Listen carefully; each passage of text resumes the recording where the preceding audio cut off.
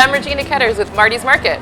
And I'm Darieth Chisolm, and we just teed up a great episode for Hustle and Heart TV. Regina is sharing her wonderful story as she has created this specialty food experience here in Pittsburgh at Marty's Market. She also is serving in the U.S. Navy and doing all of this and having a great time. So I can't wait for you to hear her story.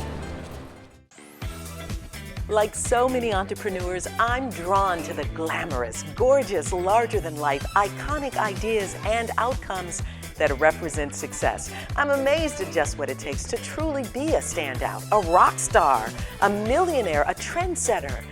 It ain't easy, but somebody's got to do it. So why not you?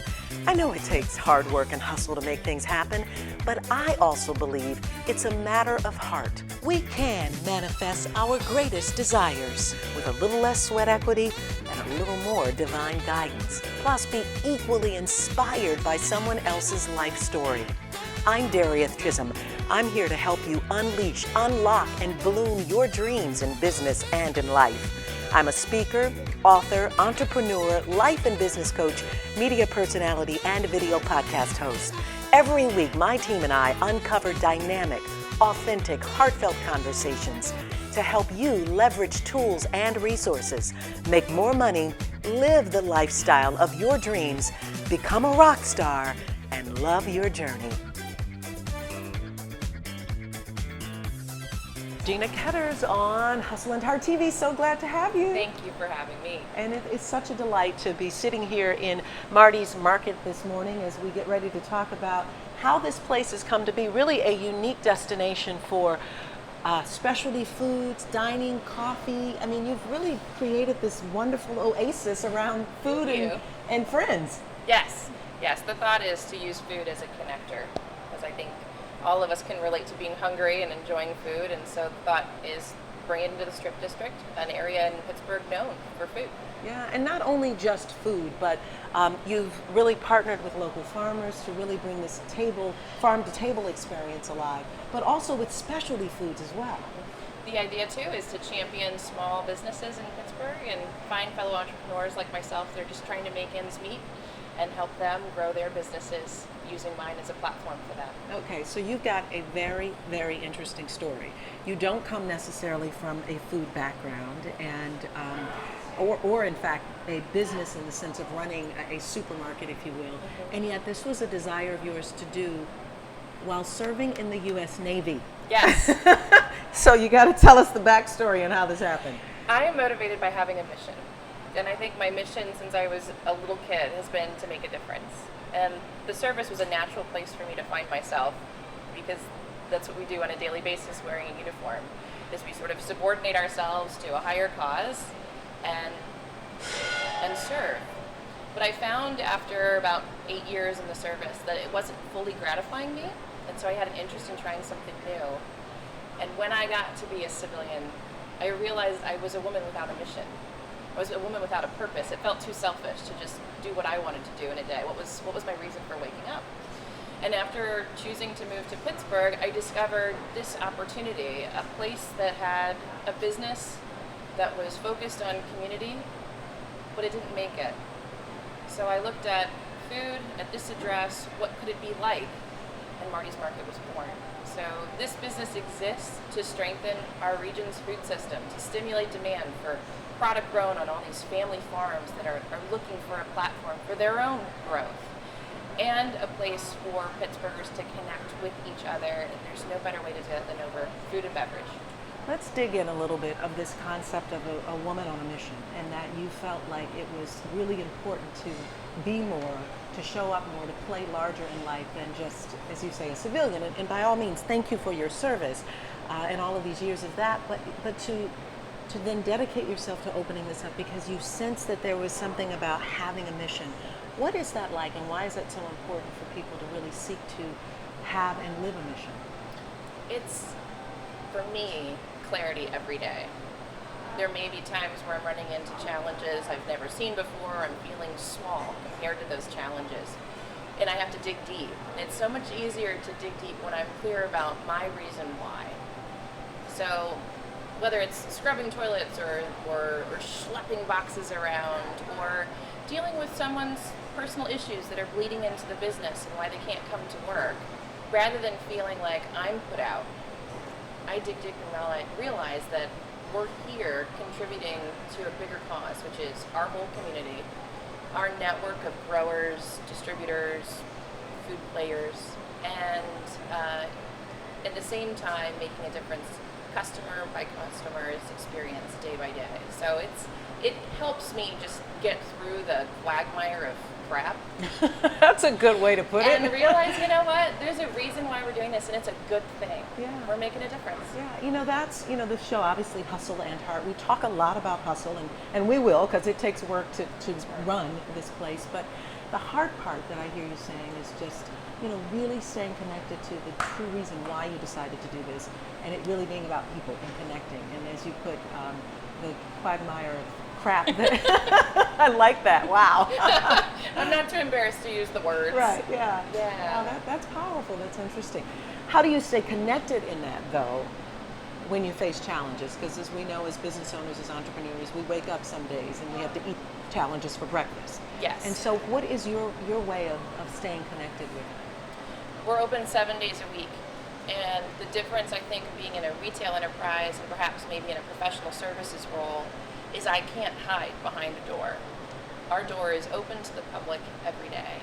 And so rather than that seem as a burden, it's those customer interactions that keep me from being buried. Mm-hmm. So someone comes in and they either have their own burden that they're shouldering, or they are thrilled about something positive in their life, and so they're sharing that here in this space, and I can thrive off of that energy. Mm-hmm. So my propensity when I'm really, really burdened is to hide in a hole, but I recognize the best thing I can do is come out from behind the wall, walk the space, interact with someone, be it their first visit or their 30th visit, and really be there for them, and immediately I'm reconnected. Yeah, somehow whatever was the issue is just past, because isn't that old statement that this too shall pass exist in the past, and when we're so busy serving someone else? It's trying to be fully present. I tend to mentally find myself 6 months from now, and it's really important for me to connect with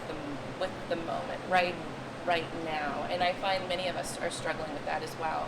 And connecting over food, it really makes us present. If we stop, take a moment, taste, enjoy, be present, it makes what we think is a real heavy burden seem a lot lighter.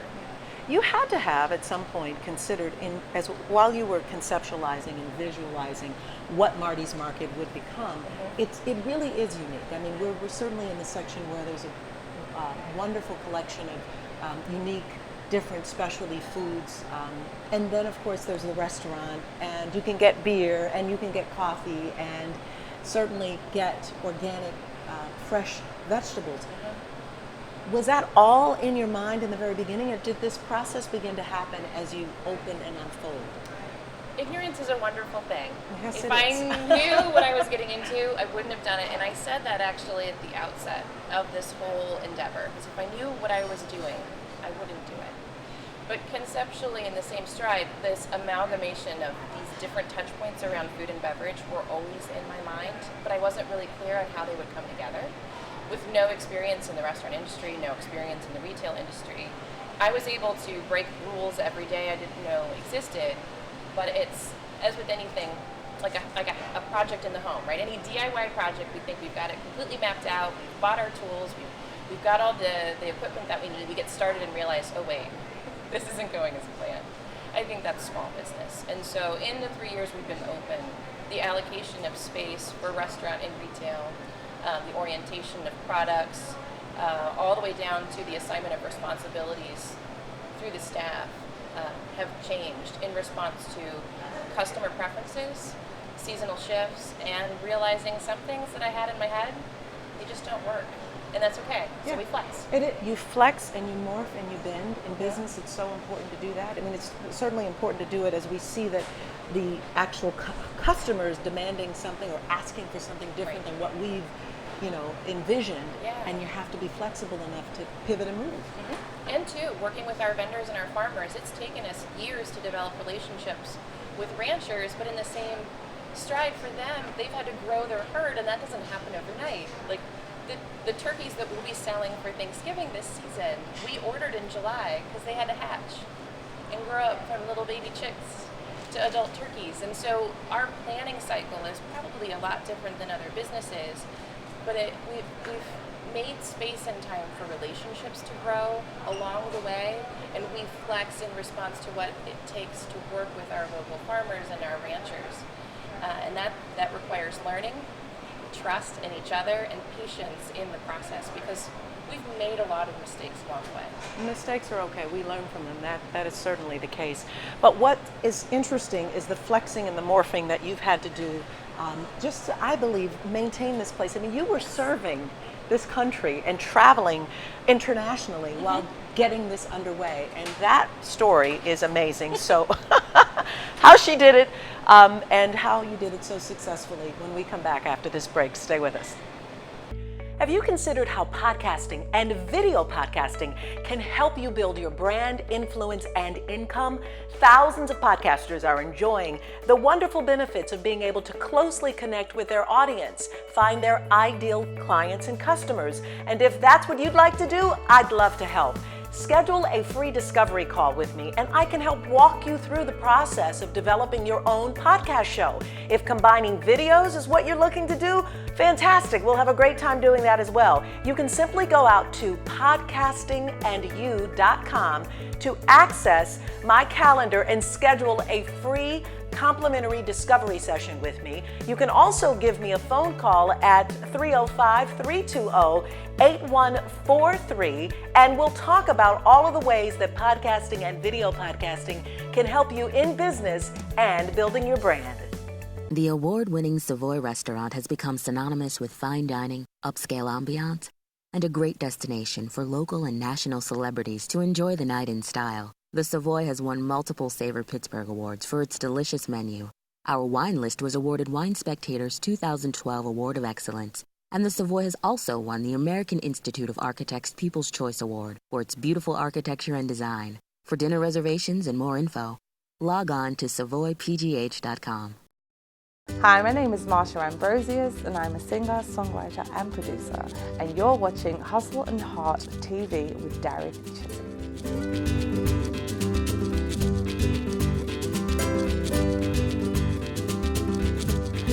So Regina is certainly quite busy running Marty's Market, but she also served this country in the U.S. Navy and now is a U.S.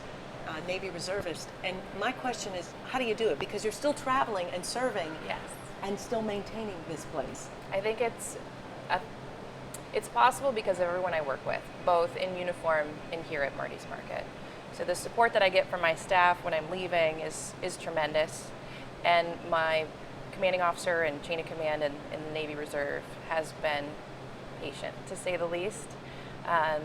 We have things that come up here at Marty's that we couldn't anticipate, but I think that's pretty typical in the military as well, so they can relate and they empathize, and to the degree that they can support me by either letting me slide and not participate in an event that's scheduled, or to accommodate my scheduling needs, since weekends are really busy for us, and typically in the reserves, weekends are our busy time. Everyone's been really patient and supportive. I don't think anything can happen with one person doing it all herself, and so by being open to letting people help me, it's been possible. And you not only, obviously, in that time that you're serving, you're going to D.C., Florida, but internationally as well, Morocco, other countries that just the travel schedule has got to be demanding, let alone the different influence in another country, and then coming back, getting your feet on the ground, and then moving here at Marty's Market, and whatever other projects that you're involved in. But I think those times away offer me clarity. So many of us look to vacation as a way of getting a break and getting clear-headed. And I don't vacation well. I work really well. So switching flags and working for the Navy really offers me perspective on what we're doing here at Marty's or international travel. Helps me appreciate deeply really just the agricultural wealth that we have in the U.S., the access to food, and sort of what we think is normal now. We can speak about Moroccan food as an example. People have heard of harissa and other ingredients that are part of the ethnic fortress of Morocco. We actually can enjoy that here in the U.S., and so I'm really grateful to experience those things firsthand, come back excited. I smuggled in some spices, don't tell customs. And we were able to then cook Moroccan food when I got back so that I could share the experience with my staff. And I brought back Moroccan pottery for each of my staff members that have been with us for more than a year, so they have a piece of that trip in their homes as well. Wow, what a way to special. Really, bring in the influence that you can feel in this place, because you've been there, you've touched it, your feet have been on the ground, and you bring that influence back. Your work with local farmers and with local suppliers is more than just getting the fresh food and vegetables and meat from them, but actually helping them grow their business as well. You were sharing with me about a local farmer, pig raiser. Tell us a little bit about that. So what's interesting in trying to source food locally is the challenge that comes with being small. So if we can relate that to any industry where there are small players versus large players, we know that the unit cost of product is often higher when we're making fewer of them. In the case of ranching, the whole animal should be a revenue stream. So the animal is sold at market by weight, but the heart and the bones and the fat matter too. So when we're purchasing local meat, we're buying that whole animal. So we've had to do two things here at Marty's in response to that. One is establish a training pipeline. Butchery is a dying art. Most of the people that I have met that have had a chance to do whole animal butchery are in their 50s or retired. So we're reestablishing a training base so that we can work with local meat products. And then second, we have been working with them to identify a competitive cost point for their product. And on this end, at a retail level, we are driving demand for products that maybe are unfamiliar, rendered lard, for example. Or in the case of beef, 2 pounds of a 900-pound cow is hanger steak. But half of that animal is bones, fat, and offal cuts. And we're trying to create a new demand for those products so we can do this whole beast thing. So on the rancher side, they can grow their herd confidently. It could take 1.5 to 2 years to raise a cow. That's after it's born. And with hogs, they need about 12 months. So these are investments, long-term investments on the rancher side, really high risk. And then the retail level, we try to stabilize and mitigate any risk as they penetrate the challenges of growing their business. Yeah, and overall, what you're doing too is to help to stimulate for them a newfound way, if you will, to stay in business while you're resourcing, those other pig parts or beef parts, and really finding a way that they can get more out of it. And you obviously provide these specialty cuts here, so we get to enjoy them. Sausage. It's a beautiful, bacon. Yes, absolutely. It's a great way to experience it, from grower to end consumer, and you being in the middle there. And it's not entirely new. We just need to look back several decades. So the consolidation of the food industry has removed some of the unique and small, and what we're trying to do is reintroduce those practices. So most of us have probably some family stories of a grandma making say scrapple, for example, here in Western Pennsylvania. Well, scrapple requires the whole animal. And it's hard for us to go to a traditional grocery store and source those ingredients. But if you're able to get them, you can recreate the experience that brings a family together. So I think beyond just helping farmers grow their business, I think we're helping people reconnect with their history, their family history, and with each other through food. What is the toughest part about what you do in terms of just those relationships that you have to build with local farmers and growers? Of course, maintaining this place, the end consumer. Where in that do you honestly feel is the toughest challenge? I think it's twofold. One, perishability. Our inventory dies in 4 to 7 days. In a highly perishable environment, you got to make quick decisions.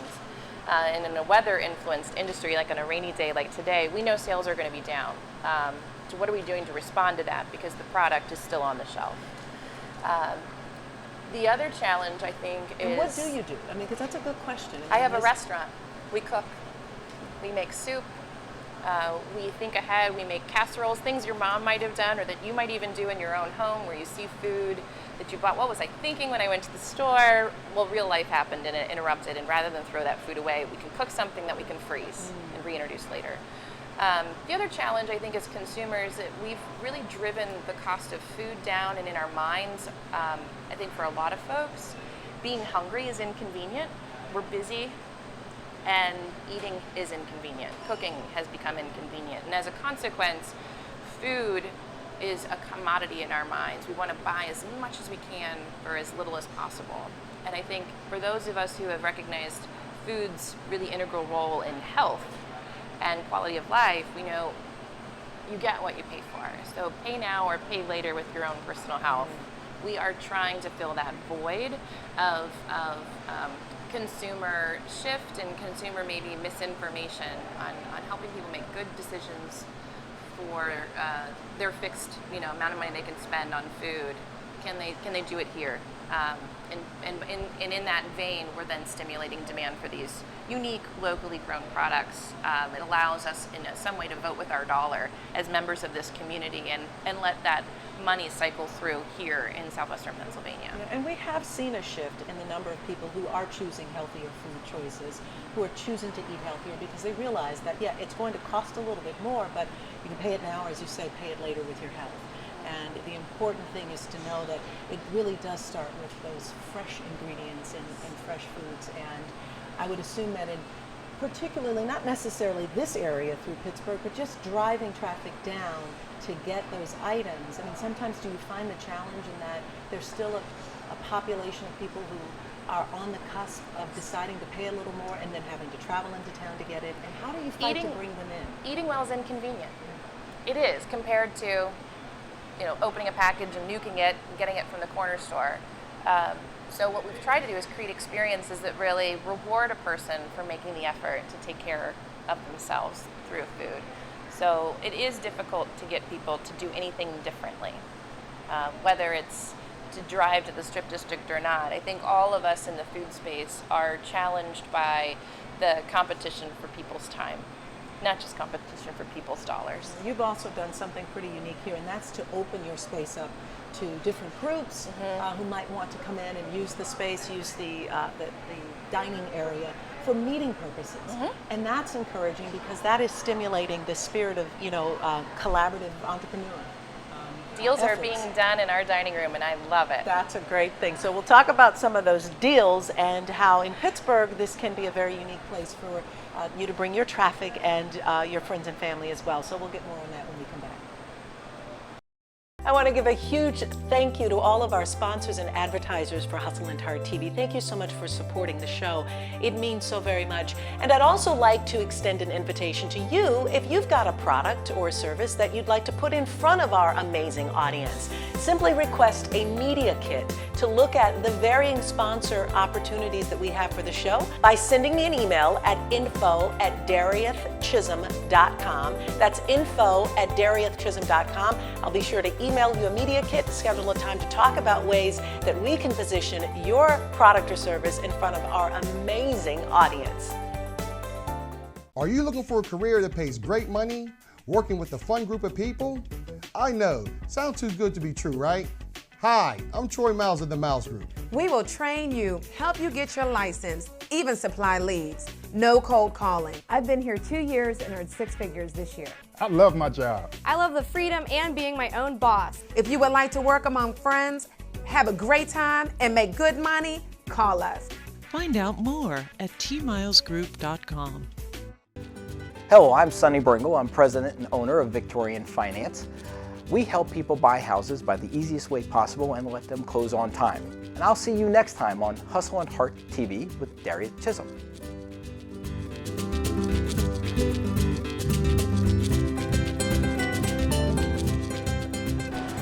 There is nothing better than sitting around good food, good conversation, the opportunity to connect and collaborate, and people can do that in this space here at Marty's Market in the dining area. Yes. And that has to be really cool, especially with a lot of entrepreneurs here in and around the Strip District. That's how I know I'm on the right path, is seeing people connect with others, specifically in this space, to dream up new ideas and new possibilities. It makes me feel full and happy. It's tremendous. It has to be. And, you know, as entrepreneurs, people in business, those of us that are really looking to explore different avenues of ourselves as well as ways that we can express ourselves, to be able to sit with others and dream and collaborate and mastermind is really important. How often do you find that that is a piece that some people don't delve in? Or do you think that people should be spending more time collaborating with others? I think it's hard to find an environment which allows us as individuals to be a little bit vulnerable. Because I think in order to explore possibilities, we have to be open to the notion that what we're currently doing isn't working. And that can be difficult. So I found that our space welcomes people to explore possibilities by putting them at ease. There's really no expectation in this space. It's comfortable, it's welcoming, but it's also inclusive. So we see people from different industries, different walks of life, different phases of life, running into each other. And over time, it becomes sort of this momentum and commotion around this shared interest in doing better, whether that's doing better as an outward sort of thing and making a difference in Pittsburgh, or doing better for self. People come here for self-care.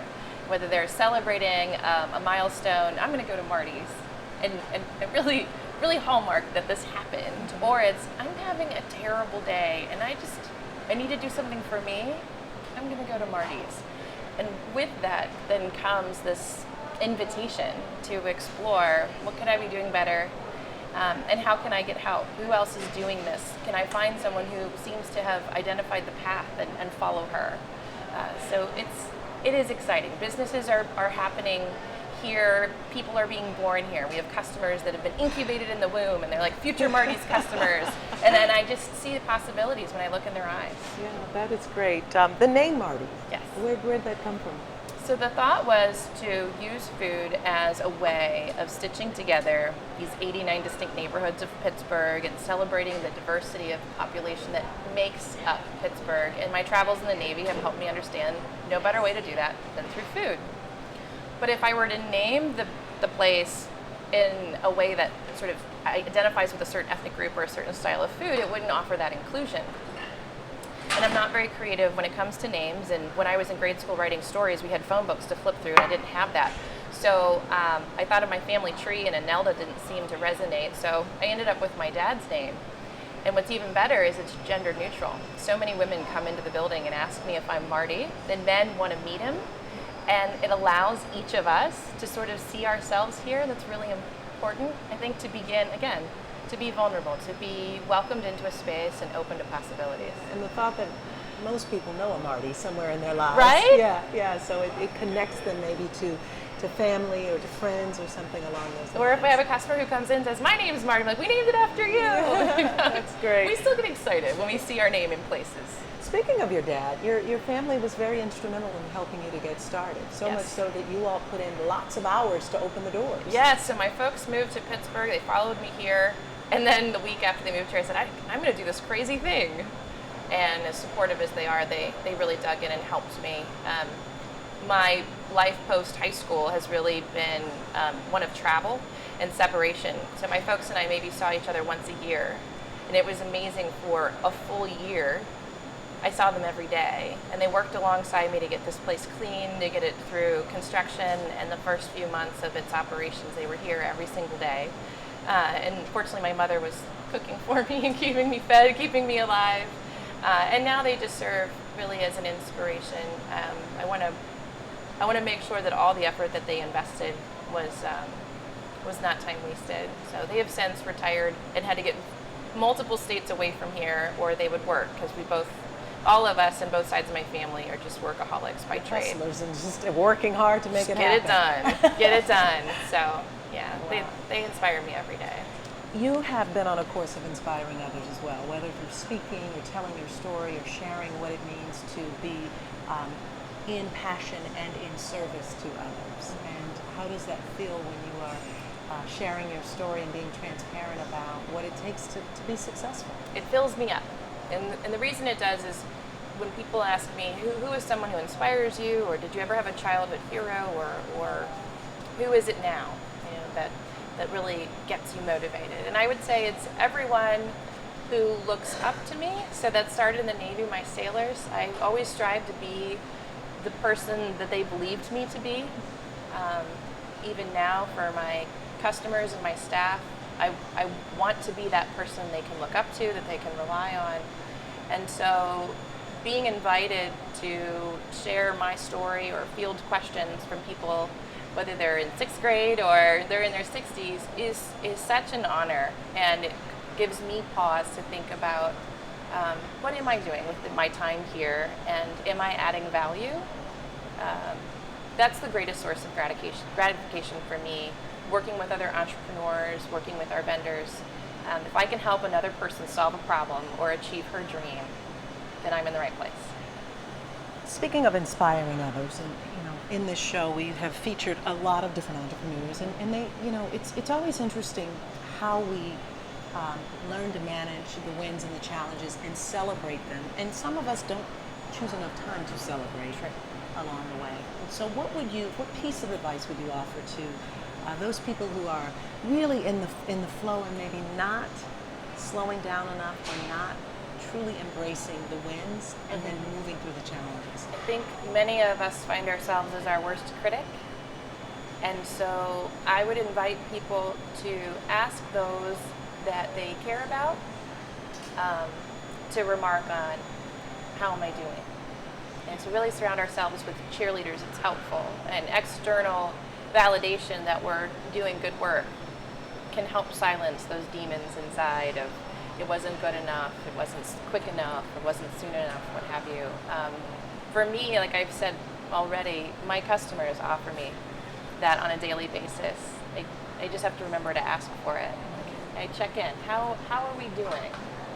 And while we could always do better, it's important for us to stop and acknowledge we're doing pretty darn good already. And it's always important to do that. I often tell people as I'm working with them, coaching with them, speaking myself, that we've got to look in the mirror every once in a while and pat ourselves on the back and say, "Atta girl, good job."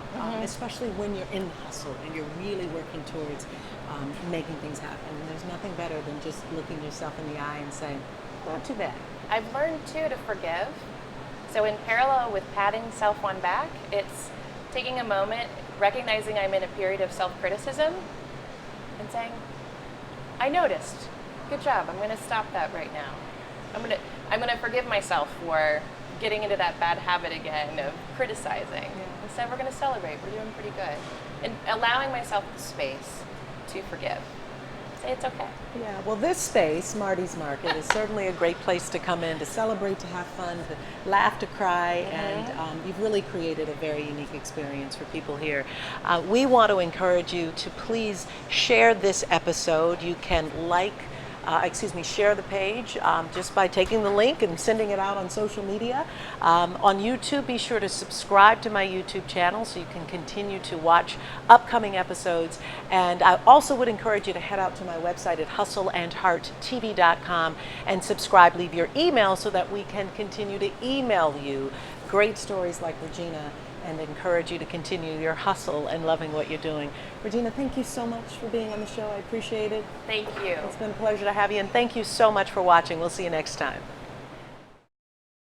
When it comes to food, family, and tradition, Atria's is your dining destination.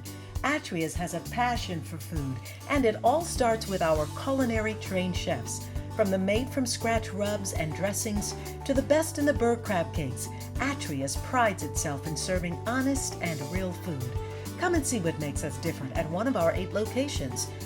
We're now offering private dining, to-go, and full-service catering. Atria's, we're always changing courses.